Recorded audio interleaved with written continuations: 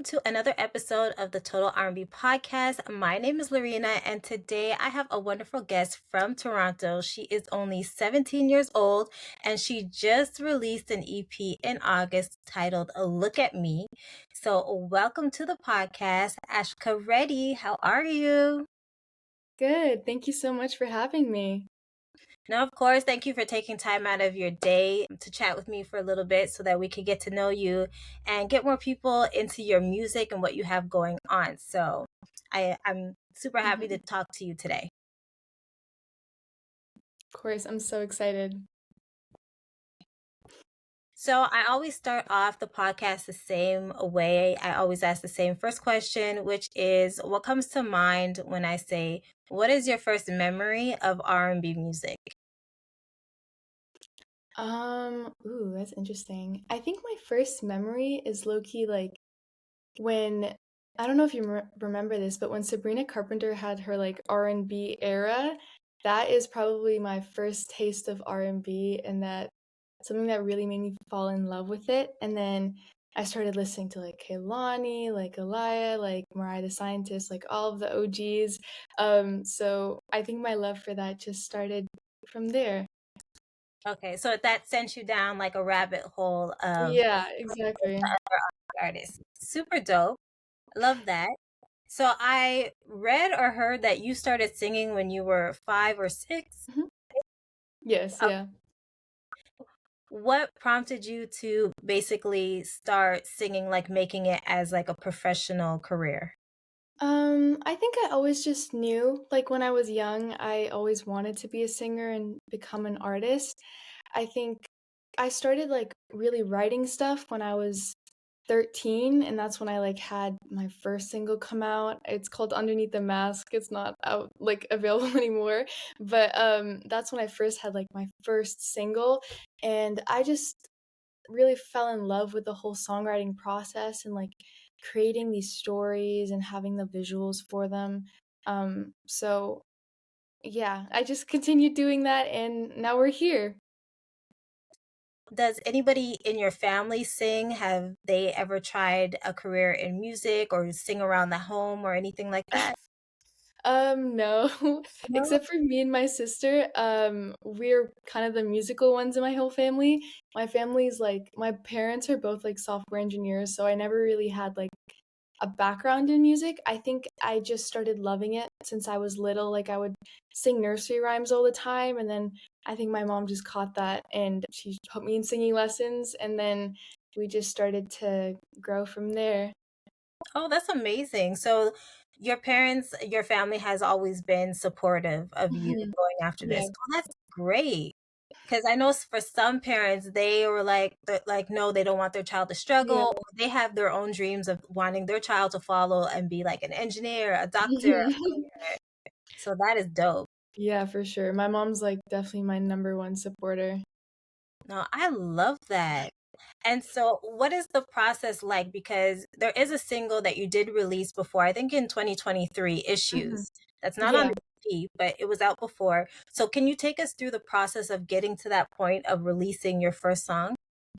For sure. So Issues was a song I released in my freshman year of high school.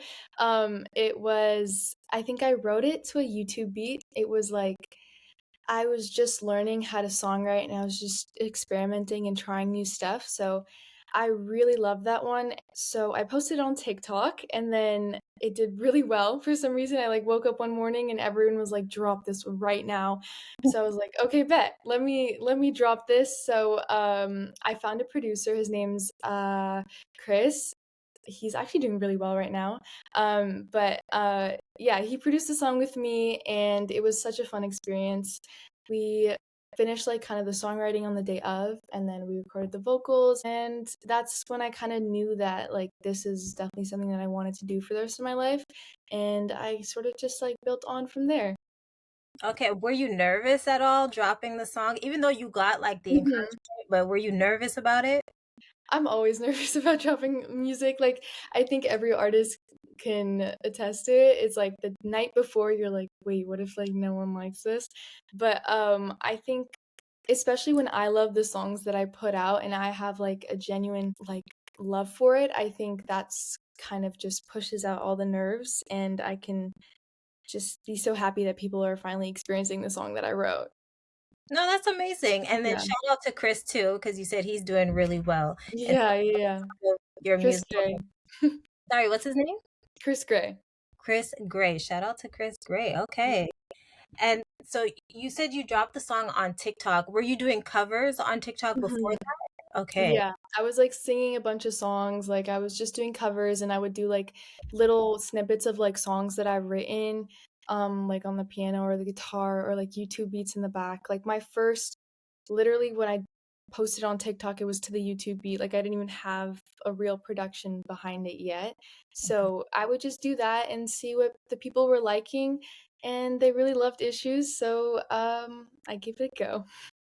No, that's really dope. And I did see a cover that you did a while ago. It was Two Hands by Tate McRae. Yeah, It was yeah. so pretty. Like it was such a Thank beautiful cover you. that you did. So that's why I was wondering too, like what drew you to that song specifically, or choosing what song you want to cover.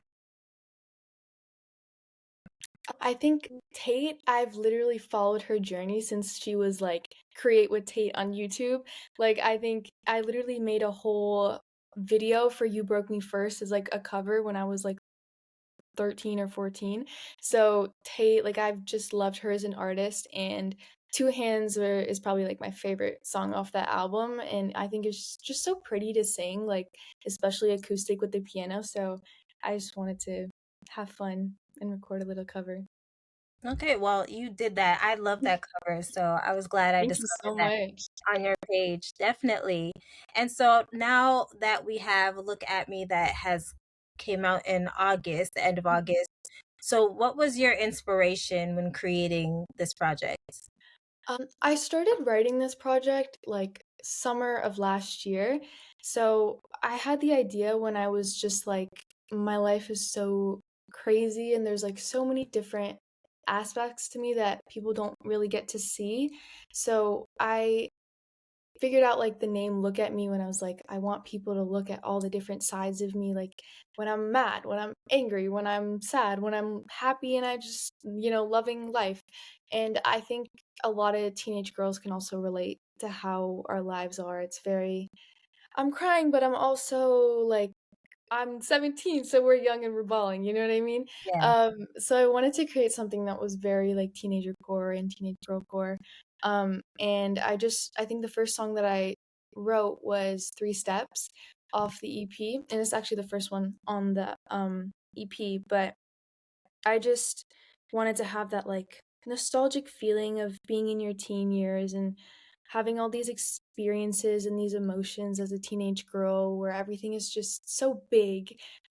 So I wanted each song to have like a different version of me or a different outlook of my life or just a teenage girl's life. Okay, definitely.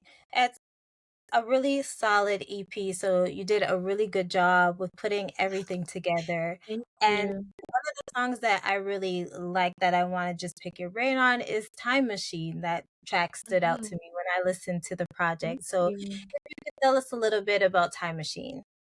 Of course. Time Machine is probably my closest song. It's like dearest to my heart. It's definitely the first like raw song that I've ever put out, and I think it was really scary putting it out there because I haven't really when I songwrite, I kind of take inspirations from my life, but some of the details aren't really from my life. But Time Machine is definitely one that really happened to me, and I it really helped when I like wrote that song. But it just came from a place of feeling like time was just passing by, and I felt like I just didn't want to be in this place where it's so like so much uncertainty that's happening right now, and I just wanted to like jump into the future where everything was sorted out and life was good and life is happy. And I think I wrote it in a way where I wanted it to be like ambiguous for anyone that was listening. So I wanted it to either be you want to jump into the future and forget whatever is happening right now, or you want to go back into the past where things were better and things were seemingly better, seemingly nicer. So that was kind of how that inspiration came. But Time Machine did happen really fast. I think I wrote it in like 3 hours. in my bedroom with my guitar. So, yeah, it's a very dear song. Okay, will that be like a single that you release or still Um, I'm still deciding. I think it has a really nice place in the EP, but I think, like, that vibe of that song is definitely something that I'm gonna explore further and maybe write some stuff that sounds a bit similar to that vibe in that genre. okay. And Wanted was something that you released before the Mhm. EP came as a whole. It was a single that was out. It's upbeat. It gives like a lot of, it's like a fusion of Yeah. different things, right? Yeah, it's So really nice. yeah, but I like it. And yeah, I heard like Afro beats there. I hear like a lot of different stuff. So how did Yeah. you come up with that? I first, like, I think I got the beat from one of my friends and I really loved it. I loved, like, the Afrobeat kind of vibe to it, especially for the summer. And in all of the songs that I do, I love including my own, like, culture, so, like, South Indian harmonies and runs, and a lot of the drum stuff that we use is very similar to, like, the Afrobeat kind of structure. So I just fell in love with the beat, and then I wrote something on top of that, and honestly, it was just such a fun song to record. I think that song literally has, like, almost 100 more than 100 layers for sure when we recorded that, so I feel really bad for my mixing engineer, but, it had to happen. I love doing the harmonies. It was just such a good, fun little summer song, and I think just the fusion of all of, like, the elements of, like, my culture, R&B, there's also, like, pop elements to it too, and then the Afro beats just really tied it up all together. Yeah, no, there's a lot in there. It's not like a lot and you're like, "Oh my God, what's happening?" Yeah. It all works together, but it is a song that I listen to more than once because I'm like, Mhm. "Am I hearing this? Am I hearing that?" So you Yeah, listen to it more than once to really get a feel of it, but it's like a melting pot of so many different things, but yeah. again, it's done so well. So Thank you so that's much. another one that I do enjoy listening to. I also did read that for this EP, you described it bigger than music. Mhm. So, can you tell us why this is just bigger than music for you?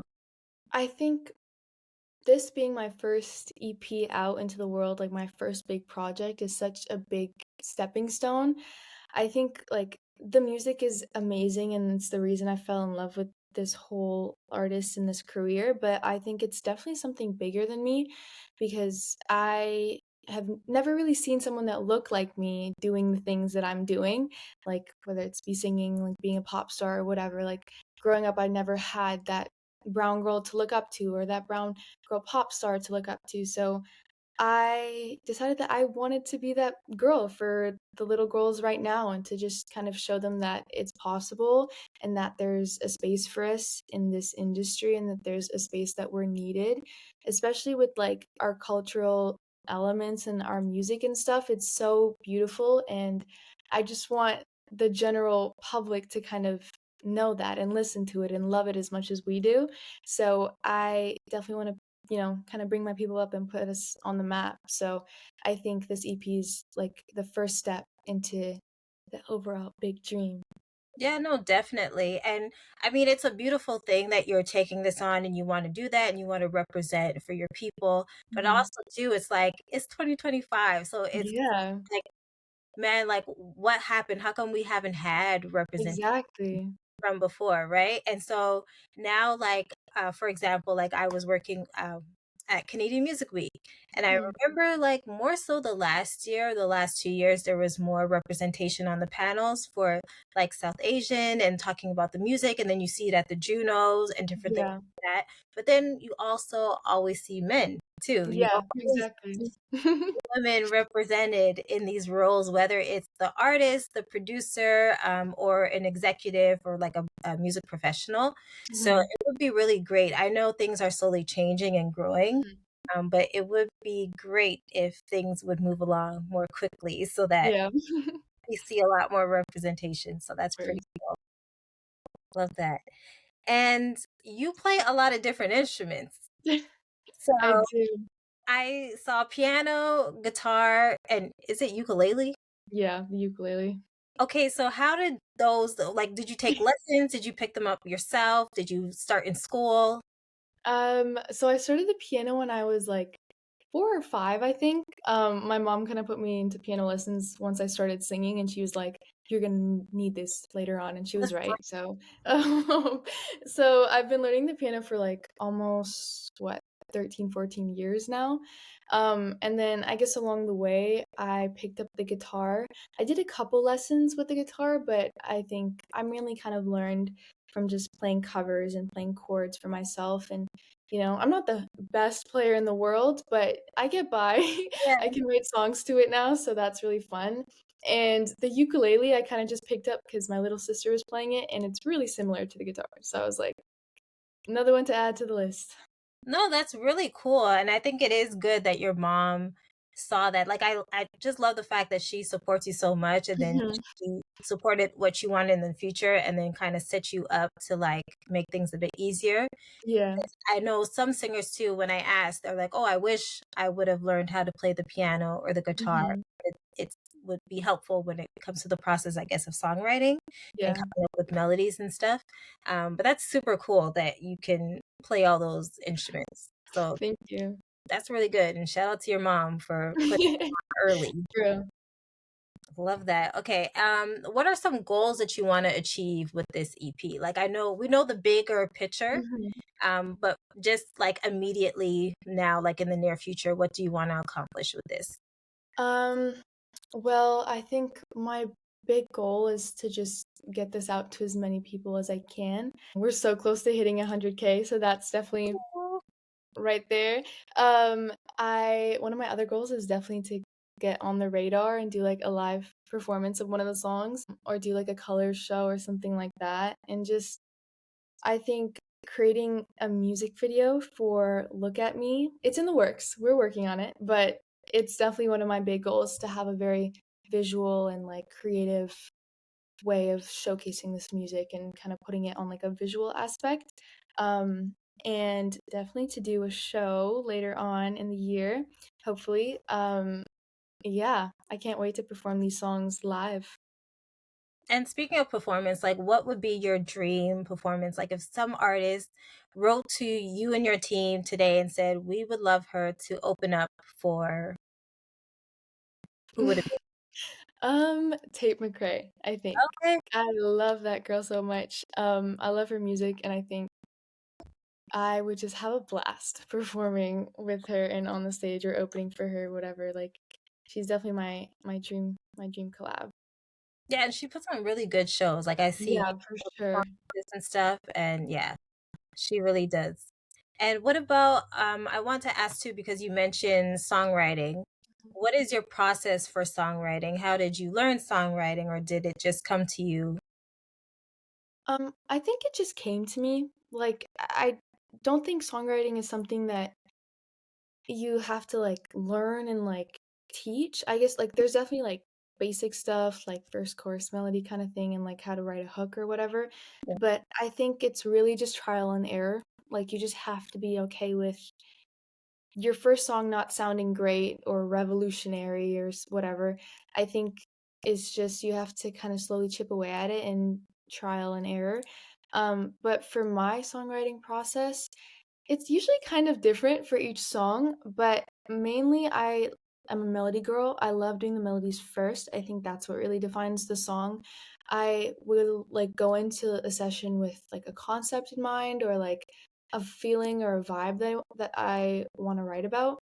But once I hear the beat and if it doesn't match that, then I'll just go with whatever the beat is giving me. I think like the music itself plays such a huge role in what I want to say and how I want to say it.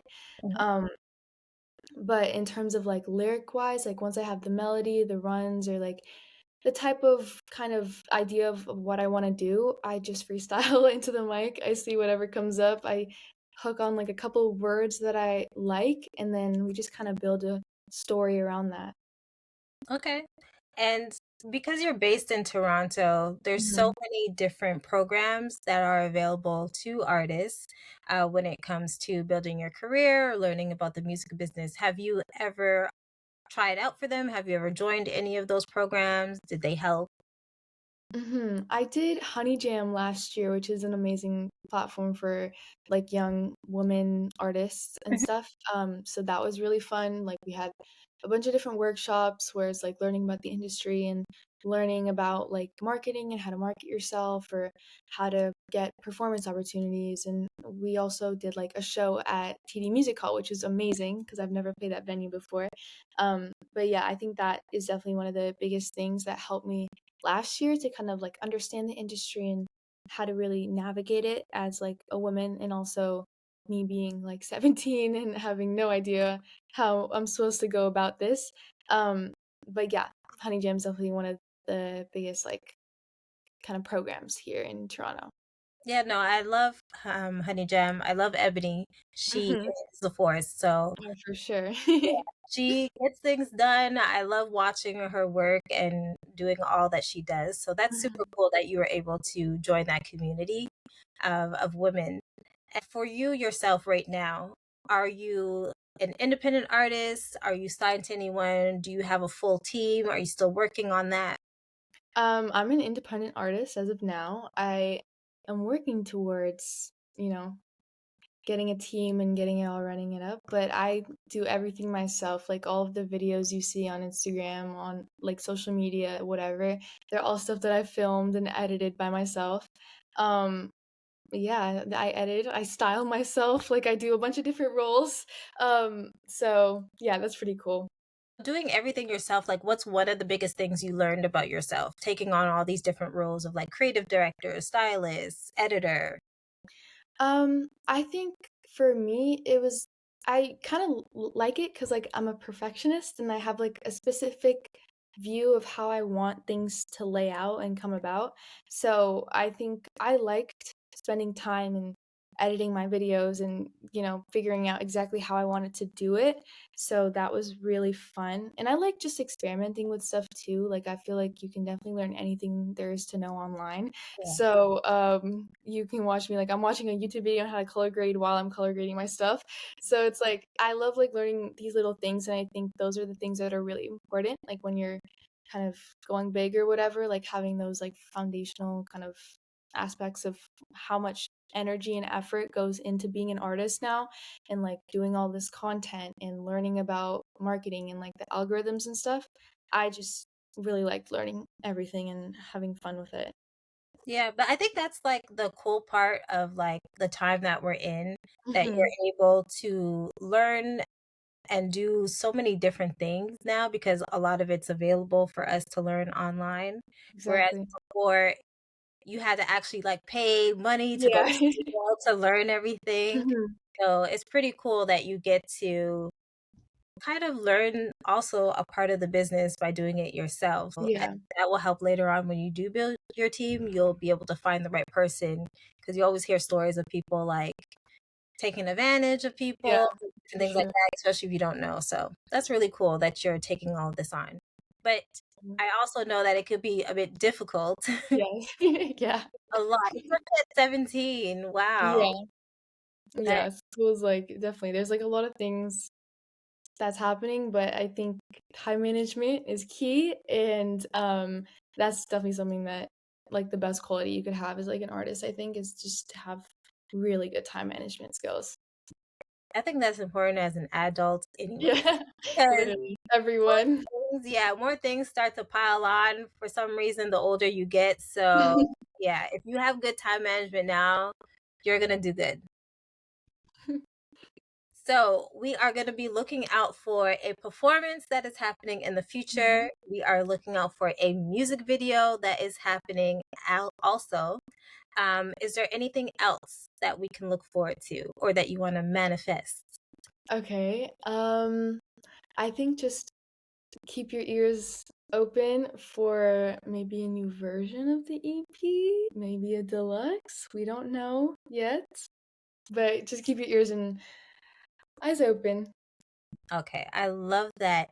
Well, those are all my questions. I wish you well. I can't wait to see what else you do because I know this is, early on in your career, even though you've been singing since you were like 6 years old. I know there's so much more to come, and you're going to be breaking barriers as well. So I'm always here to cheer you on. And if there's So anything much. I can do on my side, I am always here for that. So, and I'll also be looking forward to a deluxe version of this Thank EP. you. Thank So you so I, much. no, of course. And again, thank you so much for, stopping and chatting with me on the Total R&B podcast. So my name is Loreena. Thank you for listening and watching. I will be back with a brand new interview.